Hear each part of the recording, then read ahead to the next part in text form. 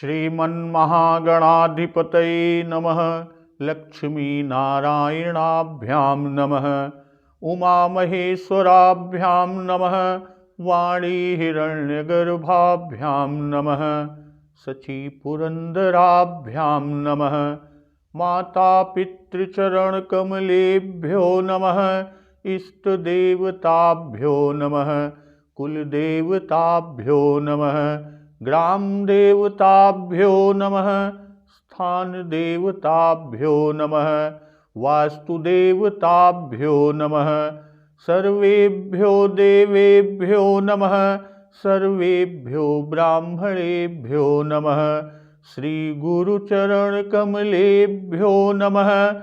ओम सिद्धिबुद्धिसहिताय श्रीमन्महागणाधिपतये नमः। प्रभु श्री राम जी माता कौशल्या जी से वन जाने की आज्ञा लेते हैं। उसी समय जगदम्बा सीता जी भी आकर अपनी सासू माँ यानी माता कौशल्या जी के पास सिर नीचा करके बैठ जाती है।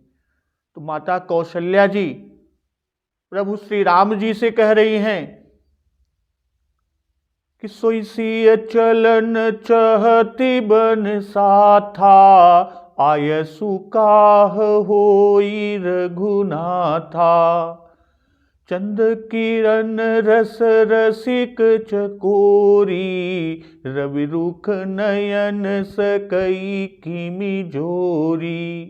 कि वही सीता अब तुम्हारे साथ वन चलना चाहती हैं।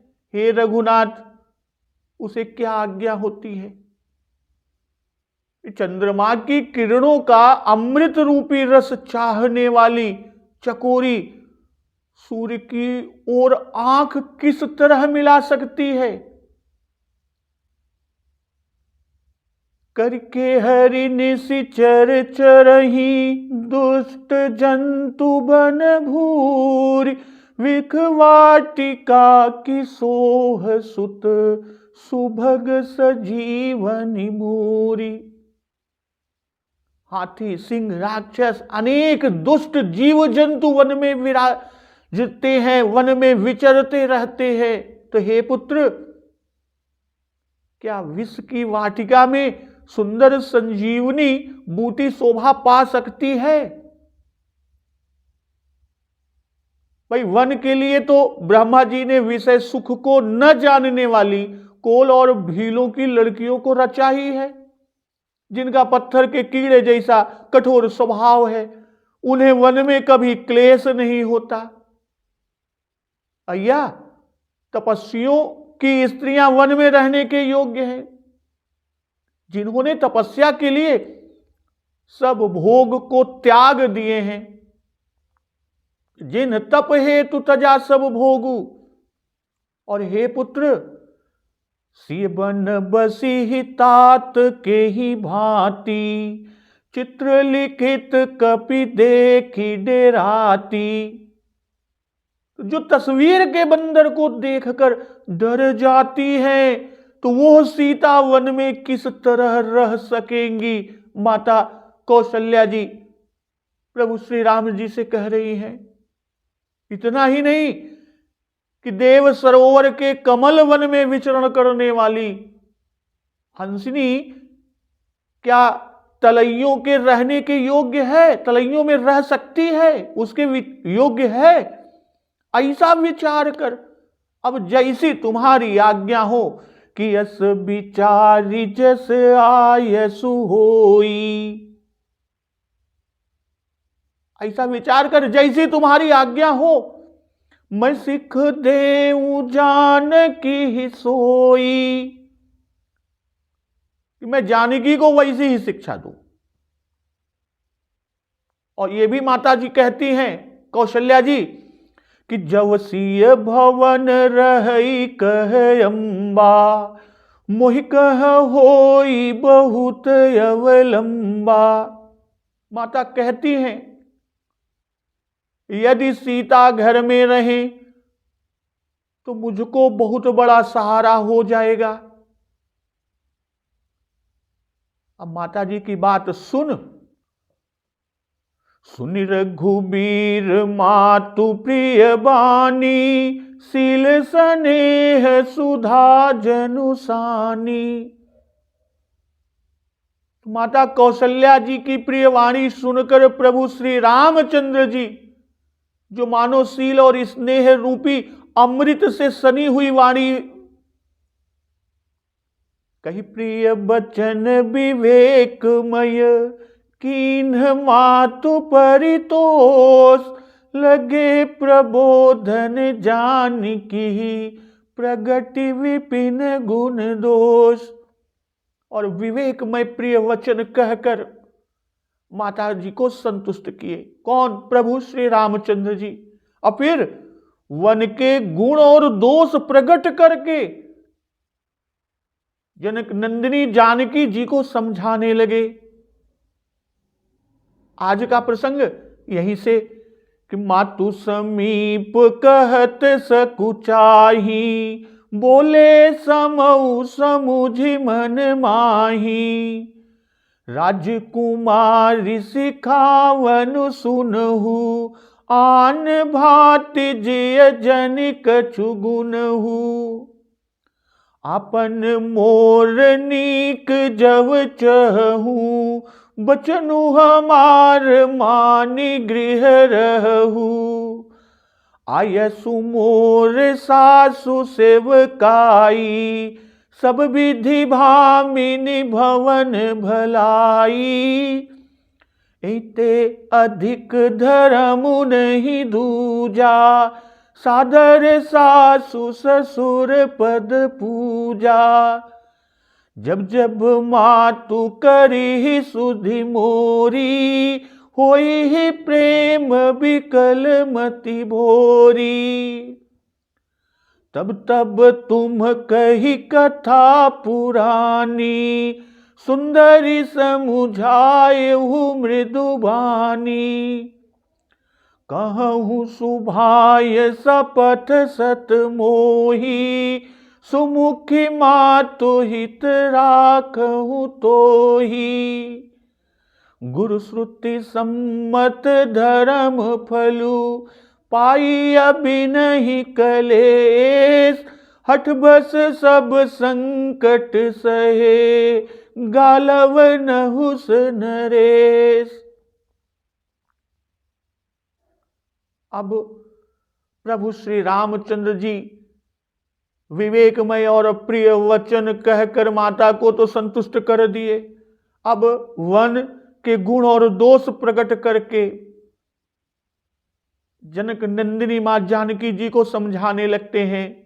अब यहां एक प्रश्न है कि माता के सामने कि मातु समीप कहत सकुचाही, भाई माता जी के सामने सीता जी से कुछ कहने में प्रभु श्री रामचंद्र जी सकुचाते हैं, पर मन में यह समझकर समुझि मन माही। क्या? बोले समऊ समुझि मन माही। किंतु मन में यह विचार कर, यह समझकर कि यह समय ऐसा ही है, तब बोले प्रभु श्री रामचंद्र जी कि राजकुमारी सिखावनी सुनहु, आन भांति जिय जनि कछु गुनहु। हे राजकुमारी, मेरी सिखावन तो सुनो, अब मन में कुछ दूसरी तरह इसे न समझ लेना। यहां प्रभु श्री रामचंद्र जी कि आपन मोर नीक जव चहु, बचनु हमार मानि गृह रहू। जो अपना और मेरा भला चाहती हो तो मेरा वचन मान कर घर पर ही रहो।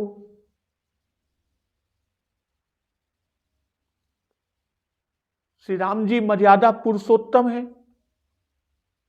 मातु समीप कहत सकुचाही, लोक की मर्यादा की रक्षा के निमित्त माता के समीप अपनी पत्नी से बात करने में संकोच करते हैं। और फिर समौ समुझी, अर्थात यह विपत्ति का समय है, समय का विचार किया। अब विपत्ति में मर्यादा नहीं रह जाती, आपत्ति काले मर्यादा नास्ति। यदि हम इस समय माता का दुख माता के सामने ही सीता से नहीं कहेंगे तो ठीक नहीं होगा।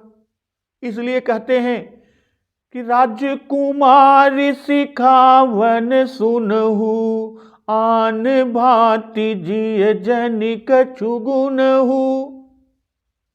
भाई प्रभु श्री राम जी बड़े संकोची हैं।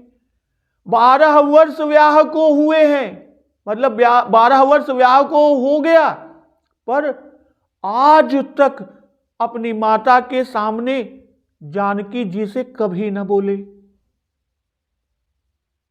प्रिय आदि जो संबोधन है वो एकांत का है, अकेले में होते हैं तो उसका संबोधन करते हैं। अब माता के सामने राजकुमारी कहकर कि राजकुमारी सिखावन सुनहु, राजकुमारी कहकर संबोधन किए, और यह भारत की सभ्यता के अनुकूल ही है। यद्यपि मां ने कहा था कि मैं सिख देऊ जानकी ही सोई, तो इस पर प्रभु श्री रामचंद्र जी समझ गए कि मेरे साक्षात समझाने से माता कौशल्या जी को अधिक संतोष प्राप्त होगा, अधिक संतोष मिलेगा। इसलिए प्रभु श्री राम जी माता कौशल्या से कुछ न कहकर जानकी जी से बोलते हैं। आदेश नहीं देते किंतु सिखावन देते हैं। राजकुमारी सिखावन सुनहु, आदेश नहीं दे रहे हैं, सिर्फ सिखावन दे रहे हैं। आदेश तो माता की सेवा के लिए है। सो यथावसर सीता जी करती ही गई। किसी सास प्रतिवेश बनाई, सादर करई सरस सेवकाई। अवसर पर यथावसर वो करती गई हैं। सिखावन में भी कह रहे हैं प्रभु श्री राम जी जानकी जी से कि मेरे कहने का कोई दूसरा अर्थ न लगाना। कहने का मतलब कि यह न समझना कि मैं तुम्हें साथ ले जाने से भाग रहा हूं। मैं जिसमें तुम्हारी भलाई समझ रहा हूं वही कह रहा हूं। राजकुमार सिखावन सुनहु, राजकुमारी कि तुम राजकन्या हो, जानती ही हो कि पति की आज्ञा मुख्य है। राजा परम धीर होते हैं और तुम राजा जनक जैसे धैर्यवान की कन्या हो, इसलिए तुमको धैर्य धारण करना चाहिए। राजकन्या होने से तुम्हारा शरीर वनवास में मेरे साथ रहने योग्य नहीं है। कि सुर सर सुभग बनज बनचारी, डाबर जोगु की हंस कुमारी, इसका सारा भाव आ गया।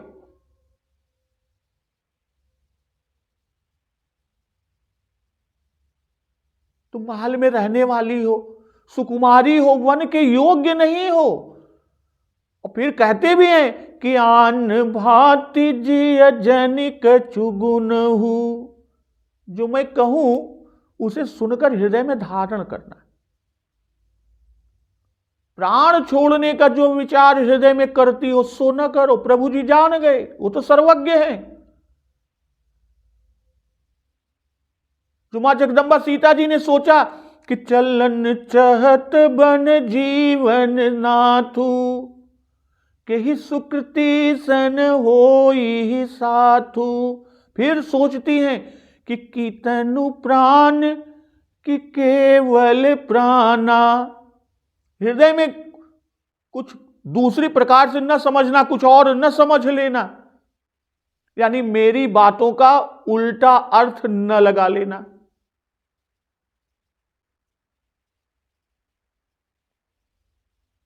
जैसा मैं कहता हूं वैसा ही करो, दूसरी तरह मन में कुछ न विचारो और यह न समझो कि मैं तुम्हारा परित्याग करना चाहता हूं, किंतु देश काल और परिस्थिति के अनुसार तुम्हारा, मेरा और रघुवंश का जिसमें हित होगा वही करना उचित है।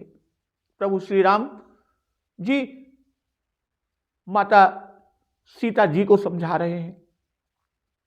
वो आगे कह रहे हैं कि अपन मोर नीक जव चहु, बचनु हमार मानी गृह रहु। भाई घर में रहने से दोनों का भला होगा। तुम वन के क्लेश से बचोगी, हम तुम्हारी रक्षा करने के उद्योग से बचेंगे, यानी हमें तुम्हारी रक्षा करने के लिए जो उद्योग प्रयत्न करना होगा हम उससे बच जाएंगे। और सास की सेवा से हमारा और तुम्हारा दोनों का कल्याण होगा। कहने का यहां भाव जो है कि पर्दा बना रहेगा। पति की आज्ञा पालन करके तुम उत्तम धर्म को प्राप्त होगी। मेरा और पूज्य माता जी का वचन मानना ही तुम्हारा धर्म है। और माता कौशल्या जी की इच्छा, उनके अंतिम वचन कि जव सिय भवन रही, कह अम्बा मोहि कह होई बहुत अवलंबा।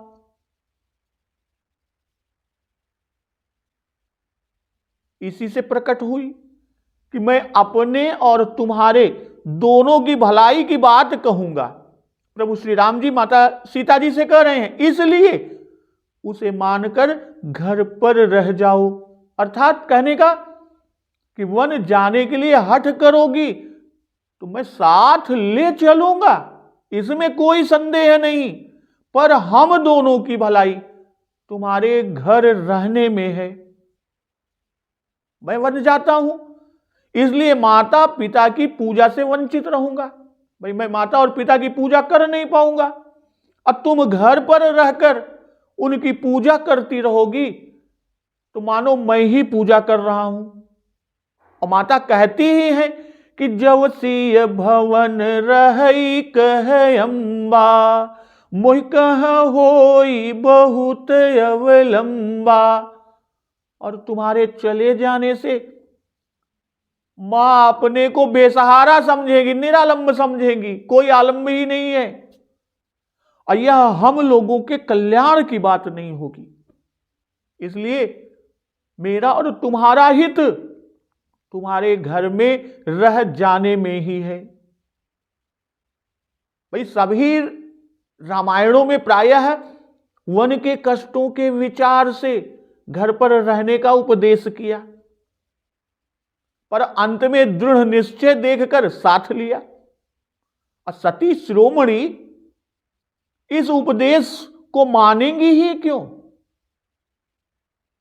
इस उपदेश पर ही उनका अनन्य पातिव्रत्य प्रकट होगा और जो संसार की देवियों के लिए उपदेश होगा। घर पर रहने का उपदेश है पर वे उसे स्वीकार ही क्यों करेंगी? प्रभु श्री राम जी आगे समझा रहे हैं कि आयसु मोर सासु सेवकाई, सब विधि भामिनी भवन भलाई। भाई मेरी आज्ञा का पालन होगा और सास की सेवा भी हो जाएगी। तो इस प्रकार सब विधि भामिनी भवन भलाई। तो इस प्रकार हे भामिनी, घर में रहने में सब तरह से भलाई है। और एहिते अधिक धर्म नहीं दूजा, सादर सासु ससुर पद पूजा। और आदर सहित सास और ससुर के चरणों की पूजा से बढ़कर कोई और धर्म ही नहीं है, कोई दूसरा धर्म ही नहीं है। और जब जब मातु करी सुधि मोरी, होई ही प्रेम बिकल मति भोरी। और जब जब माता मेरी याद करेंगी तब तब वो प्रेम से व्याकुल हो जाएंगी, तो उनकी बुद्धि पागल सी हो जाएगी। बिकल मति भोरी, व्याकुलता में बुद्धि बिल्कुल पागल सी हो जाएगी। तब तब तुम कही कथा पुरानी, सुंदरी समुझाएहु मृदुबानी। तो हे सुंदरी, तब तब तुम पुराण संबंधी कथाएं, पुरानी कथाएं कह कह कर अकोमल वाणी से माता जी को समझाना।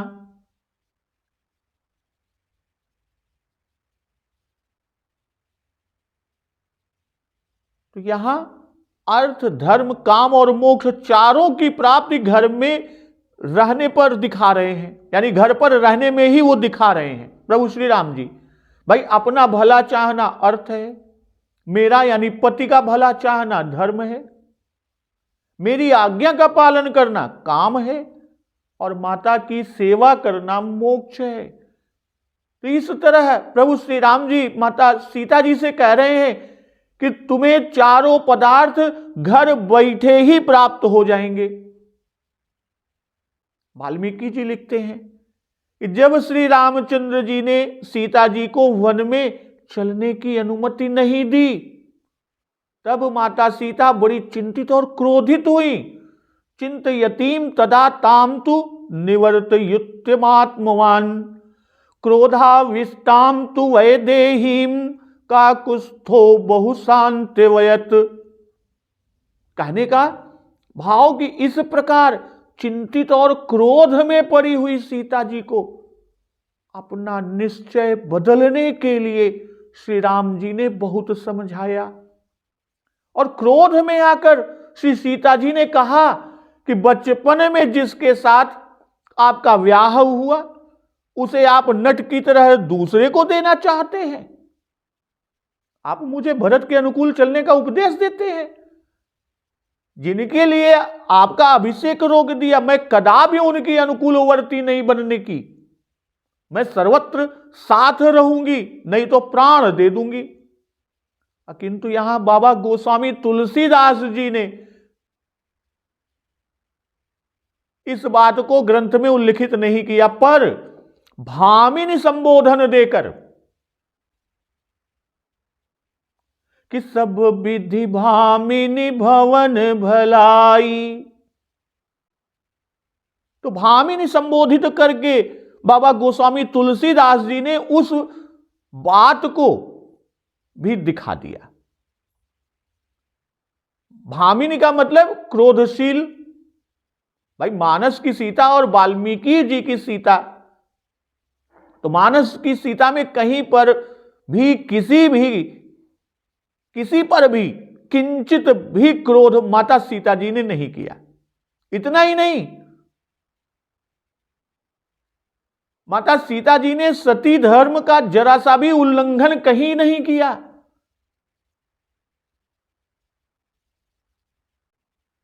आगे प्रभु समझा रहे हैं कि एहते अधिक धर्म नहीं दूजा, सादर सासु ससुर पद पूजा। श्री जानकी जी पातिव्रत्य धर्म पर उद्यत है। भाई पति की सेवा के लिए पति के साथ जाना चाहती है, इसीलिए प्रभु श्री रामचंद्र जी यह कहते हैं कि सास ससुर पद पूजा, कि सास और ससुर जी की सेवा से अधिक हमारी सेवा नहीं है। वो तो हमारे भी देवता हैं, तो तुमको घर में ही हमारी सेवा के समान इनकी सेवा प्राप्त है, तब तुम वन क्यों चलती हो।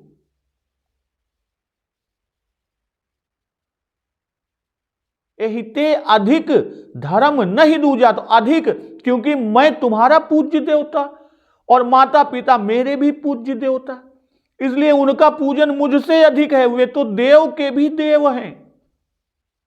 और सास ससुर की सादर सासु ससुर पद पूजा, कि उनकी सेवा केवल हमारी आज्ञा पालन के विचार से न करना, बल्कि अपनी भक्ति से उनकी सेवा करना। यह पाद पूजन चौथी भक्ति है, और भक्ति आदर से करना भी चाहिए। जब जब मातु करी सुधि मोरी, होई प्रेम बिकल मति भोरी। तब तब तुम कही कथा पुरानी, सुंदरी समुझाए मृदुबानी। कहने का भाव कि जब माताजी व्याकुल हो जाए, हमारी सुध आए, तब उनकी व्याकुलता दूर करने के लिए कथाएं कहना और बुद्धि को सावधान कर देना। भाई ऐश्वर्य में भी मति को सावधान करने वाली तुम ही हो। जैसा उल्लेख है कि जनक सुता जग जननी जानकी, अतिशय प्रिय करुणा निधान की, ताके जुग पद कमल मनावऊं, जासु कृपा निर्मल मति पावऊं। तो ऐश्वर्य में भी मति को सावधान करने वाली तुम ही हो। और कही कथा पुरानी, कौशल्या जी पंडिता हैं, अब प्रामाणिक कथाओं में उनका मन लगेगा, तो नवीन कथा के सुनने में मन लगता ही है। असमुझायो, क्योंकि हमारी याद में व्याकुल होंगी, और समझाने पर, और खास तौर पर तुम्हारे समझाने पर वह व्याकुलता दूर होगी। भाई मैं जो सास और ससुर की सेवा के लिए घर पर रहने को कहता हूं, इससे यह न मान लेना, यह न समझना कि तुम्हारे पति प्रेम में न्यूनता आएगी। केवल माता पिता के हित के लिए तुम्हें यहां नहीं रखता हूं, तुम उनकी व्याकुलता में उनको संभाल सकोगी, उनका ध्यान रख सकोगी, उनका सहारा बन सकोगी। और यदि कहो कि यहां अनेक दास दासी सेवा करने को है, हम कौन सी सेवा करेंगी, तो उस पर प्रभु श्री राम जी कहते हैं कि माता को व्याकुल होने पर तुम ही सहारा बनोगी, तुम ही समझाओगी। कहूं सुभाय सपथ सत मोही, सुमुखी मातु हित राखहूं तो ही। हे सुमुखी, मैं स्वभाव से ही कहता हूं, मुझे सैकड़ों सौगंध हैं, और मैं ये स्वभाव से ही कहता हूं कि मैं तुम्हें केवल माता के लिए ही घर पर रखता हूं या रहने को कह रहा हूं। गुरु श्रुति सन्मत धर्म फलु, पाई अभी नहीं कलेश, हठ बस सब संकट सहे, गालव नहुस नरेश। भाई गुरु और वेद की सम्मति, अर्थात कहने का भाव कि जो गुरु और वेद कहते हैं, और वही धर्म का फल बिना क्लेश प्राप्त हो जाता है। हठ बस सब संकट सहे, परंतु हठ के वश होने से गालव नहुक नरेश, गालव मुनि और राजा नहुस आदि सबने संकट ही सहा।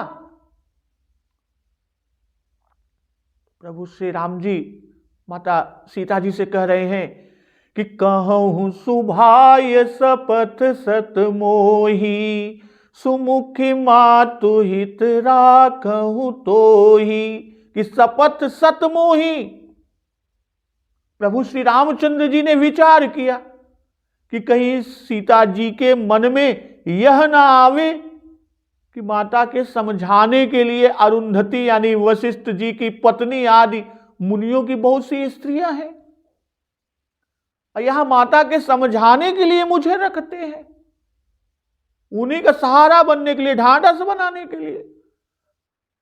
तो यह तो हमको त्याग करने का सिर्फ और सिर्फ एक बहाना है। इसलिए श्री सीता जी को विश्वास दिलाने के लिए सत शपथ करते हैं, सैकड़ों सौगंध खाते हैं। अब किसकी शपथ की, बाबा जी ने यह बात यहां पर नहीं लिखी, उसका उल्लेख नहीं किया। कारण कि सैकड़ों शपथ करते हैं, इससे किसी एक का नाम नहीं कह पाते, नहीं कहते। नाम लेने पर तो सिर्फ उसी की शपथ हुई, और नहीं तो जिसका नाम लेते केवल उसी की शपथ मानी जाती। और सुमुखी, माता का हित इस सुंदर मुख से होगा, और इसी से कोमल वाणी से तुम्हारी जो कोमल कोमल वाणी है, उससे पुरानी कथाएं कहकर माता जी को समझाना। गुरु श्रुति सम्मत धर्म फलु, पाई अभी नहीं कलेस, हठ बस सब संकट सहे, गालव नहुस नरेश। पति की आज्ञा का पालन, सास ससुर की सेवा, यह गुरु और श्रुति सम्मत धर्म है और इसका फल स्वर्ग है, इसका फल स्वर्ग है। सो बिना क्लेश ही मिलता है। गुरु श्रुति सम्मत धर्म, कहने का भाव कि गुरु और वेद दोनों के सम्मत में जो धर्म है वही पुष्ट धर्म है। गुरु और वेद दोनों को क्यों कहे?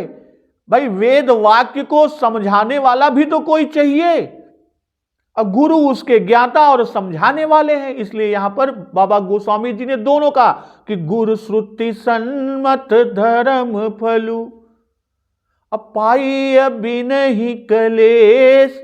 भाई धर्म के साधन में बड़ा क्लेश है, जैसे किसी भी दधीच हरिचंद नरेसा, सहे धर्म हित कोटि कलेसा। तो वही धर्म यहां सास ससुर की सेवा से अब बिना किसी क्लेश के, बिना किसी कष्ट के प्राप्त हो रहा है।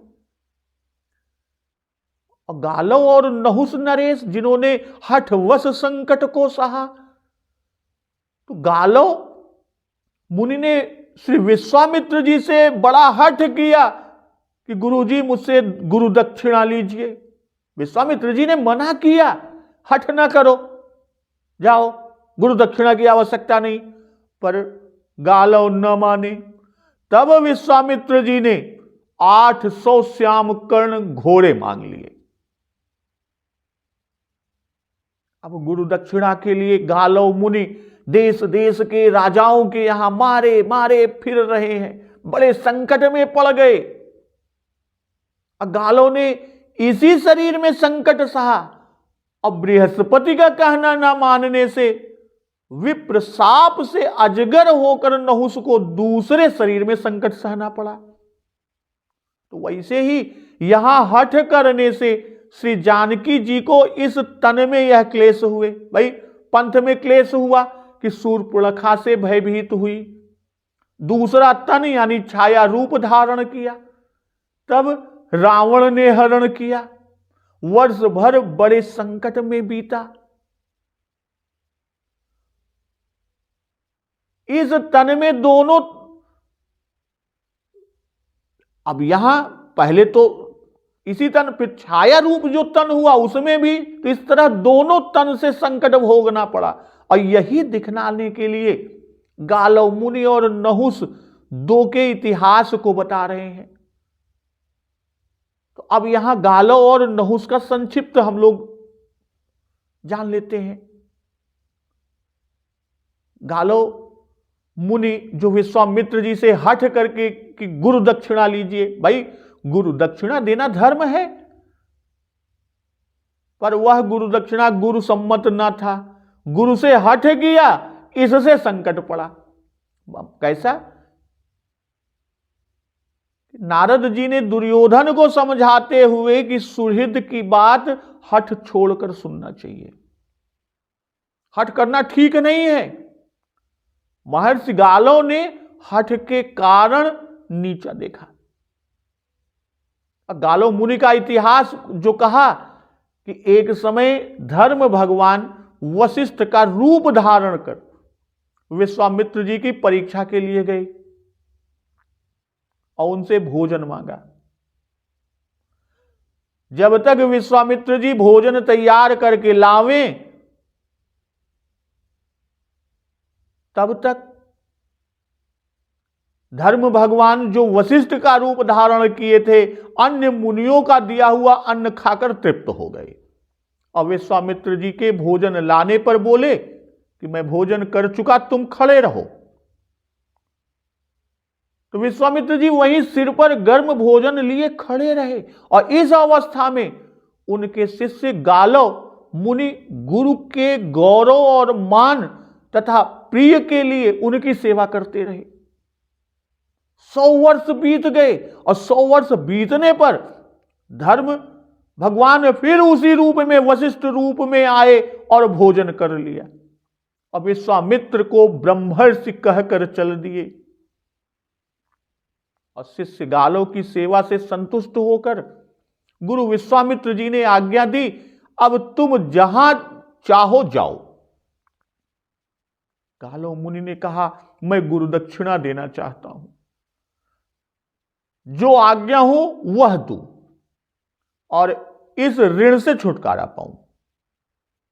गुरु वशिष्ठ जी ने कहा कि उसकी जरूरत नहीं है, जाओ जाओ भाई, अब इसकी कोई जरूरत नहीं है, हमने मान लिया, हम तुम्हें उस ऋण से उऋण कर दिए। पर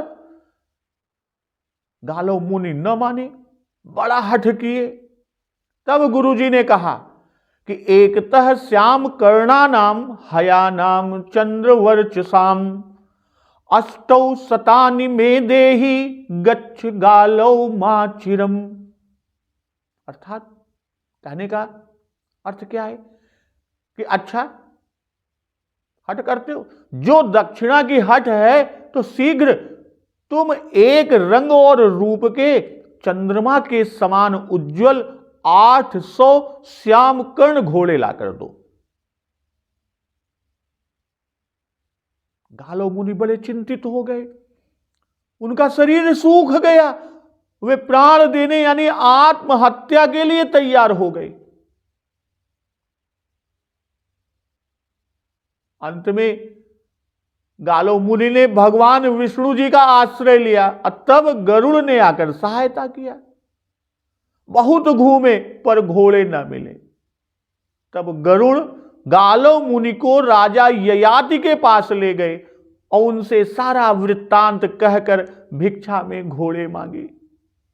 राजा ने अपनी परम सुंदरी कन्या माधवी उनको दी कि इसको आशीर्वाद है कि इससे 4 वंश चलेंगे, आप इसके द्वारा अपना मनोरथ पूरा करें।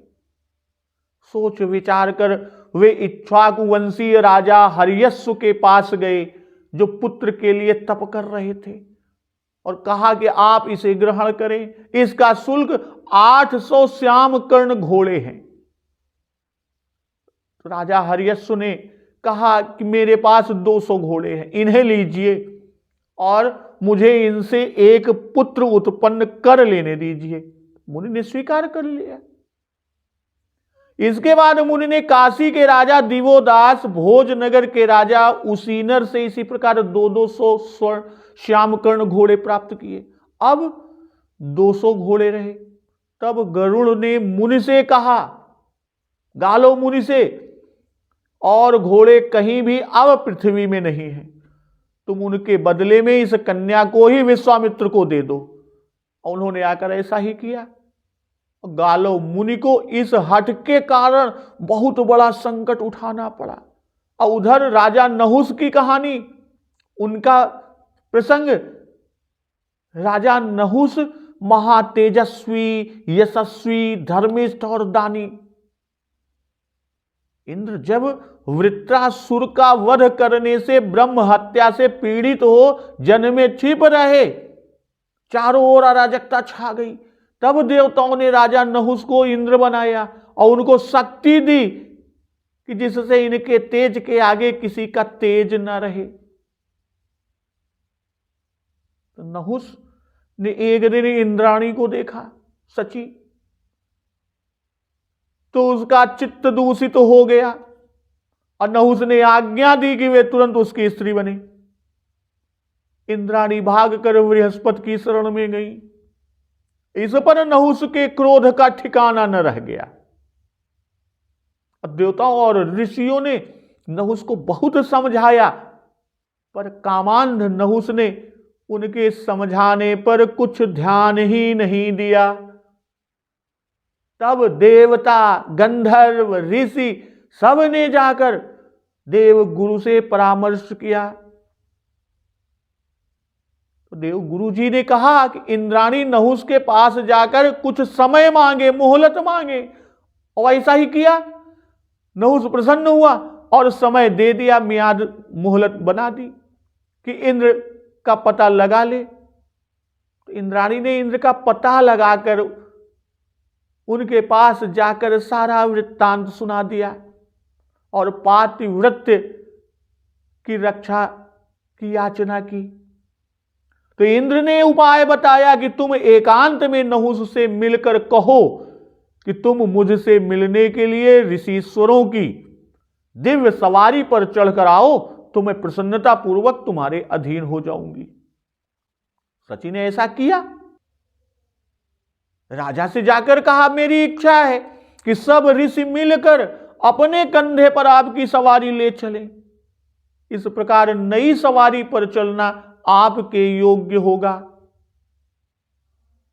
कोई ऋषि कुछ कर नहीं सकता, क्योंकि आपके तेज के सामने सबका तेज हर जाता है।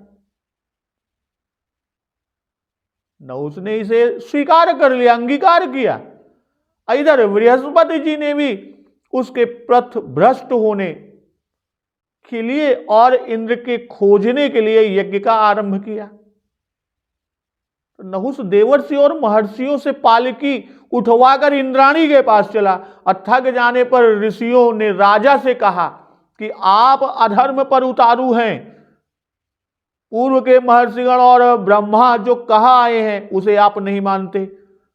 इस पर वाद विवाद होने पर वह क्रोधा में अंधा हुआ क्रोधांध नहुस ने अगस्त जी के सिर पर लात चला दिया और अगस्त ऋषि ने श्राप दे दिया कि तूने अधर्म से व्याप्त होकर मेरे सिर में पैर से ठोकर मारी है, इसलिए तू हत होकर तेजहीन होकर पृथ्वी पर गिर और 10,000 वर्ष तक अजगर बना रहे।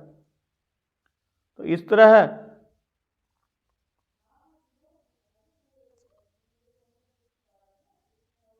कि हठ बस सब संकट सहे, गालब नहुस नरेश।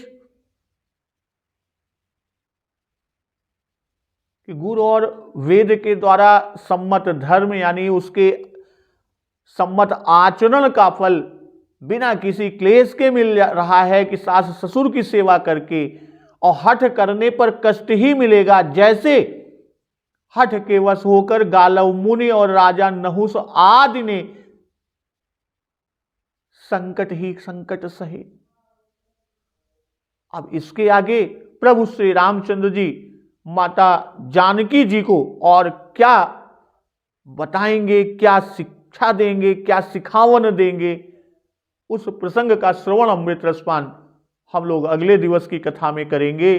तो एक बार जोर से बोलिए, सियावर रामचंद्र की जय, पवन सुत हनुमान की जय, जगत जननी मां जगदम्बा की जय, गुरुदेव भगवान की जय, उमापति महादेव की जय। जय श्री राम।